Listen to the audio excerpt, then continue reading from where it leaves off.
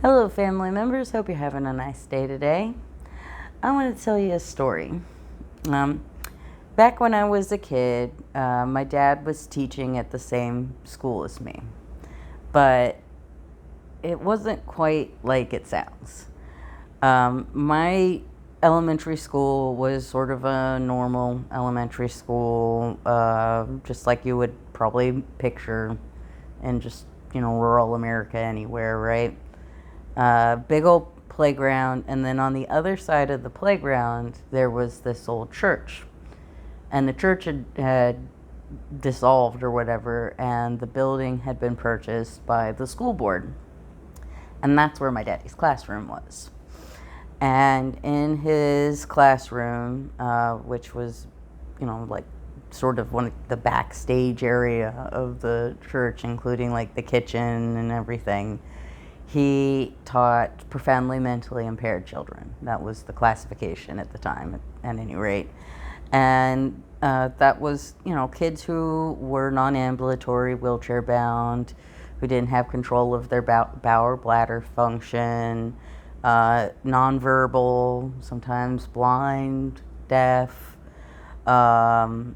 oftentimes had feeding tubes, seizures, all sorts of various medical special needs, as and in addition to cognitive special needs. And the facility that he had was just, honestly, it was really great. He had aquatherapy. He had a hot tub right there in his main classroom that he could use for aquatherapy. He would be able to, like, do laundry on site. He had all the space that he needed for all of like the specialized equipment, standers and different types of mats and things like that he needed to work with his students. It was a really nice facility. And when I was in college, after he'd been there for, like a couple decades, one of the parents sued over that because, according to law, her child, his student, was supposed to be in the school with kids that were the same age range, and not completely segregated from the school environment. And I will admit, when I was in school and afterwards, my dad had some integration between the main elementary school and his classroom, but it was, it was a kind of a hassle. It was, you had to get a group of kids with wheelchairs and whatnot over to the main school, which was, across this big, vast playground, or you had to get a whole classroom or more full of little elementary school kids across the playground to them. Either way, it was a bit of a hassle, and it happened, but not that frequently. And though at the time we were like, this is horrible, how could this woman sue? And now daddy's going to have to just move out of this great, big, huge facility into just basically a regular old elementary school size classroom and try to make it work. And, sort of like ad hoc backfill with some of the things that he needed to do his job, like, laundry facilities and place to do medical procedures and such that weren't necessarily part of your average everyday elementary school experience, right? And we were upset, he was upset, the parents were, other parents were upset, but also the people at the school he was being moved into were upset because that was a different special needs classroom that was then being bumped to a different location. And so, it was like all of these reasons why everyone was like, this change is awful. It's terrible. And we were all wrong. All wrong. All of us. Because it was life changing and it was amazing. It was so much easier for my dad's students to interact with, regular ed children and vice versa. And it was really great for his children, their parents, and they got to be more part of their community. But it was also really great for a lot of those regular ed kids too, because being exposed to people who were so different than them, for some of those children, it brought out the best parts of their personality. It really did. Like, there were more than one child that he worked with in that, regular ed child in that elementary school that went on to work in a field that was related to what he did. Not necessarily in the school system, but group homes and hospitals and medical facilities, anything. And they got their start to their career, their calling in life, because they were able to interact with peers who were intellectually disabled and had visible physical disabilities. And that had been kept from them. They had been denied the exposure to that part of their community, and it was not beneficial to them to have that denied. It was beneficial to stop that denial. And I think about that a lot, when you see people talk about, say, patriarchy. They'll be like, look, patriarchy hurts men as much as it hurts everyone else. It is not good. And people are like, really? Come on. I mean, patriarchy is all about favoring men. No, it's about favoring some men. And there's always going to be some men who are left behind by patriarchy. And in fact, I would say maybe the majority of men are harmed by patriarchy. And when you break down that barrier, it not only helps all of the people that patriarchy directly oppress, but it helps men too. And I think we tend to forget that. We tend to forget that even if a separation, a segregation in our society is supposedly benefiting the population we belong to, even if I'm white and I should therefore be getting some sort of benefit from white supremacy, right? It still would harm me. It's still harmful to me. It's not good for me. It's not good for my community. It doesn't make my community stronger. It makes it weaker, and it makes me weaker as part of the community. Like, even the quote-unquote privileged classes still suffer under this segregation, under supremacy mindsets, under oppression. I would say it goes all the way to the top. Like, even I've said this before, I'll say it again. You cannot tell me that Elon Musk is a happy man, or Jeff Bezos, or any of those super duper rich oligarch types, because they always want more. They always need more. They can never get enough because they're searching for a way to fill a hole inside themselves with superficial things. And you can dump as much superficial stuff in that hole as you want. You can't fill it up that way. And I don't think that, even these oppressive systems truly benefit anyone. I think they harm us all as a community. And I think that's sort of become a centerpiece of how I cope with everything that's going on in this country and in this world right now, is by bringing it back to the community, and how even small contributions made to communities are invaluable and are potentially life-changing, world-changing. Right now, it's really easy to feel overwhelmed and helpless. And like there's nothing that you personally can do to save things from going down this dark path that we seem to be going down, right? And I think that's a feature and not a bug when it comes to the people who believe they are in control and think they are steering things in their preferred direction. Well, they are steering things in their preferred direction, but they think that that preferred direction benefits them ultimately, and I don't believe that they're right.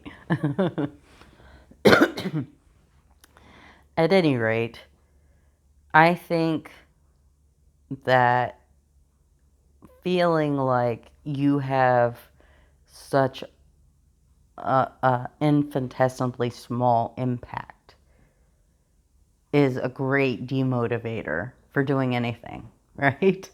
If you think like, I can't fix it, I can't solve this, I can't, stop climate change on my own, I can't stop um, injustice in our prison systems on our own, I can't stop drunk driving on our own, anything, then it becomes very easy to justify to yourself not doing anything. And as a community, as a species that very much depends on its community to survive, we as humans, when we get that collective, sort of paralysis, emotional paralysis, it makes it very easy for many people to harm us. And while I can't personally fight all injustice, I can make my contributions to my community. And all of the people around me can do so. And as a collective, we do have so much power and so much strength. And the way that we own that and the way that we embrace that collective power is by taking individual action and doing our own one small part. I don't know if you know this about me. I have talked about it, but I have a lot of videos, so you probably don't. I am disabled. I have been disabled and out of work for, oh my gosh, about 4 years now, which is wild. I was always the kind of person who had to have a job. I did not like not working. And it's not the way I would want my life to have gone, but this is where I am. I'm no longer able to drive. I'm no longer able to work. I'm no longer able to do a lot of things that I used to be able to do. And it's very easy for me to feel like I can't do anything because I can't help my community in the ways that I used to do. I don't have money to donate to charity because I haven't had income for 4 years. I've kind of, exhausted my savings and basically living at the largesse of my family. Thank goodness I have that. But, I can't really, donate money and financially support causes. I can't really go out and protest because I'm homebound. I can't, go work at the food pantry. Or there's a lot of things that I could have done or I did do in the past that I don't have the ability to do now. And it'd be really easy for me to feel like I can't do anything to help my community. And for some time, I did feel like that. And I think that that really hurt me and kind of exacerbated my mental health issues, that I didn't think that I had any way to fight back against all of the things that I saw that were happening, that were harming my community. And then this summer, my goddaughter started feeding the stray cat out front. And my mom, when she came at the end of the summer to take my goddaughter home, was like, well, we'll catch that cat, we'll take it to the shelter. And unfortunately, she didn't have time to do that before she had to leave and then come back and da da da da. And so I had a couple of weeks where I had this cat that we were going to catch. And so I was trying to tame her down. I was trying to feed her and get her healthy so she'd do well in the shelter, which she did. We caught her, we got her there. But in the meantime, another little kitty started coming around my house because I was putting food out, right? And he's missing an ear tip. And so, if you don't know, when cats are trapped and then spayed or neutered and then released in order to control feral cat populations, they clip the tip of the ear off in order to signify this cat has been, fixed. You don't need to trap and fix it again. That's all good. So we assumed that had happened, he was TNR. And if that's the case, you can't take them to the shelter. They're ferals. And so, well, we can't catch him, but he's so cute. And, he got used to getting food from us. And my goddaughter kind of tamed him down a little bit. And so after my mom left for the summer and I'm alone for a few months, started feeding him myself. And slowly but surely, he tamed me, really. I had no intention of sort of taking on another cat, but he tamed me, okay? And, I realize now that it looks to me like he is intact. So I don't think he was tipped. So I don't know, maybe at some point I can tame him down and take him to the shelter or whatever, but we'll see what happens. But in taking care of him, it's kind of opened my eyes up that, I do have some things I can do that are helpful to my community.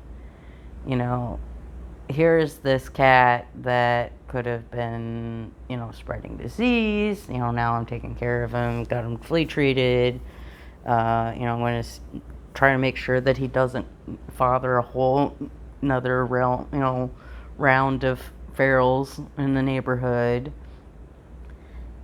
I do have the ability to help my community, even if it is just a small thing. Even if it's just this one cat. I can help him, and that is helping my community.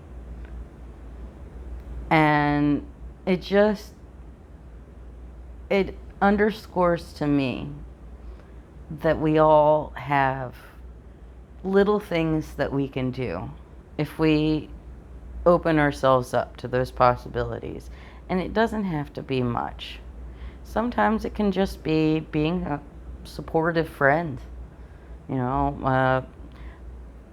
Once every few weeks or so, I'll have a conversation with my neighbor across the street who's a widow raising 2 kids. Her husband died suddenly, possibly of COVID, right before it in January 2020. So, or December, right around there. Like a little bit sus the timing, but all of a sudden she's by herself, and she's from Uganda, and she doesn't have local family. And she had been working for a travel company, so she didn't have like coworkers here local. And my mom and I kind of just became like extended family to her. And I told her, last night even, like, those little girls, I treat them the same basically as my nieces and nephew. Like they are family to me, and even though I can't do much for them, I used to be able to babysit occasionally and stuff like that, and I can't really consistently do that. I help her where I can, and she does the same for me, and we are both helping our communities. And it may not be a lot.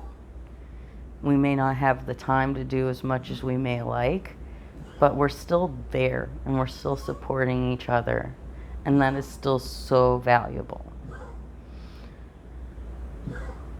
I I know that most people right now are utterly driven to distraction. We're dealing with so much going on, like current events wise, big capital P politics wise, um, and economics and school system stuff and all sorts. There's just so many things going on. But also, I mean, just like everybody I know seems to be just going through it. I have a friend who literally just filed her divorce paperwork yesterday. I have people that are going through deaths in the family or medical issues themselves or their children. I had a cousin whose child was in the hospital for like several days just a couple of weeks ago. Like, people I know are going through it, and it's all sorts of things, from the very personal to the very impersonal. And it's very easy to feel like when we're all so spread so thin that we're not going to be able to do anything to help our communities. And that's not true. Even though my cousin is worried about her daughter, she's also been working really hard to help her community. Even though I have another cousin who is, going through possibly the dissolution of her marriage, she is still very active in assisting her community and her family and the people around her. Even when we feel like we have no time or no energy for anything big picture, we can still do small things. And those small things add up. And they change the big picture. Even if it's not just us doing it, it's us as a collective. Right now, you might have been hearing, I don't know, it's hard to know how much the mic will pick up on it. My dog coughing and coughing and hacking and coughing. He's probably dying of congestive heart failure. That's something that the vet has had us aware of for a while. He's got heart murmur, he's got problems. He's 15 years old. That's a natural part of life. Dying is a natural part of life. But I'm dealing with him and his, I believe his is the right side heart failure and daddy's is the left. My dad is also having heart issues, and it's not the congestive heart failure type, it's the other kind.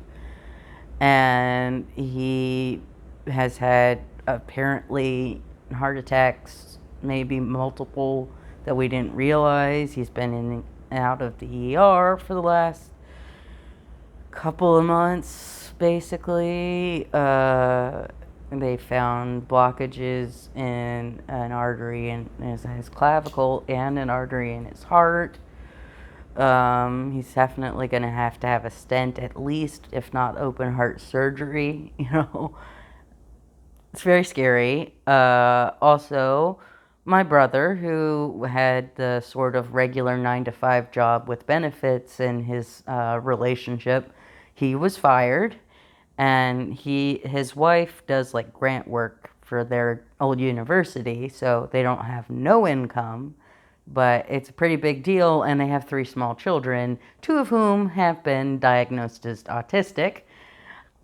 So, there's that. And of course, I've got my chronic problems, health problems. I had to have 5 weeks of iron infusions over the summer. And if I hadn't had that, I probably could have ended up in the ER for my anemia and blah, blah, blah. And I don't have transportation anymore. I can't drive. And my mom's worried about me. Like all of this stuff is going on, all around me. I had a friend who was in a mental health facility, had to be admitted for several days, like a couple of weeks ago. Like everyone around me is going through it. And then I have people in my life that are single mothers that who are very dependent on SNAP.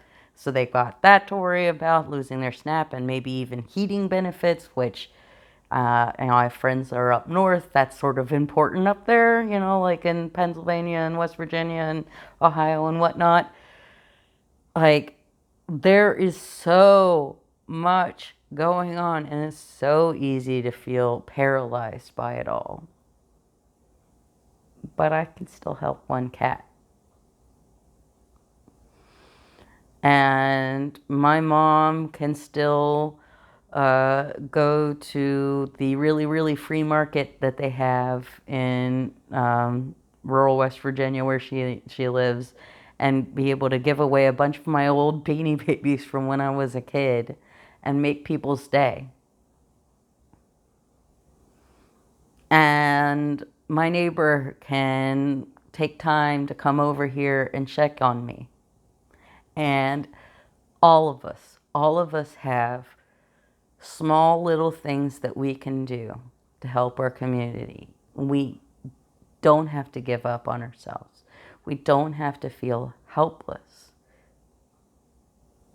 And every little bit that we do is a pie in the face of the authoritarians who are taking over this country, because they want us to believe that it's all about being individualistic and about getting yours and not caring about your community. And they can try their hardest to make me feel like they have all the power and I have none of the power. But they can't stop me from helping. They can't stop me from making my little piddly YouTube videos and trying to reach out to people and inspire them or support them or, get them to think about something they hadn't thought about before. They can't stop me. And there's so many more of me than there is of them. And if you, like me, are feeling or were feeling very helpless and like there wasn't anything you could do and like you were a burden to your community, or that you just couldn't do enough, you can. You are. You will. You are fighting them with every free breath you take, with every minute that you decide that you're not going to give up, with every uncomfortable conversation that you have with friends or family members about important current event topics that they need to know about but are too afraid to engage with. You have power. And it's in their benefit, in their minds, to convince you that they don't. That you don't. That they have it all and you have nothing. And they're wrong about it being beneficial to them. And they're wrong about you having no power. I remember something Daddy said to me after Charlie Kirk passed that really stuck with me. I said, well, some people think this is a guy who said that, empathy is bad, that the victims of gun violence, are tragic, but it's worth it to have our Second Amendment rights, blah, blah, blah, blah, blah. So, that it would be disrespectful to his memory to be empathetic or show empathy or blah, blah, blah. And my dad said, well, he doesn't get to decide. how I feel. I don't care if he said that he doesn't like empathy. I'm the one who gets to decide if I'm empathetic or not. And you know what? Yeah. Yeah. There are people out there who are insecure and unhappy in their own life, and they want to obtain power or money or something that they think is going to make them feel better about themselves. And they are willing to do anything to get that thing that they're fighting for because they wrongly believe that it's going to help them. And they can go out there and they can do their business, but they don't get to tell me how I feel about them or my community or myself or anything. They can try to drag me down in the gutter with them. I don't have to go. Now, this is not saying that I judge people at all who had any sort of reaction to Charlie Kirk being killed. This isn't about that. I'm just saying that I see what my dad's saying there. I see what he's saying. That we do not have to allow people to influence us to be anything other than what we want to be. And that very act of resistance is revolution. It's a very small scale revolution, but it is revolution. And so you don't have to beat yourself up for what you can't do. You don't have to let yourself be demoralized out of doing what you can. It's your choice.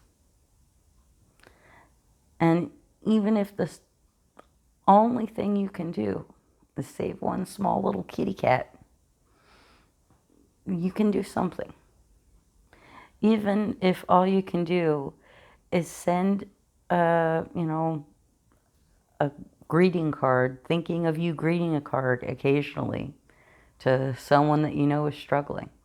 Even if all you can do is have a conversation every few weeks with a neighbor that you know is having a hard time. You have power, and you can use it for immense good. And don't ever let anyone try to convince you otherwise. All right, family members, I guess I'm done lecturing at you for a while. I hope you have a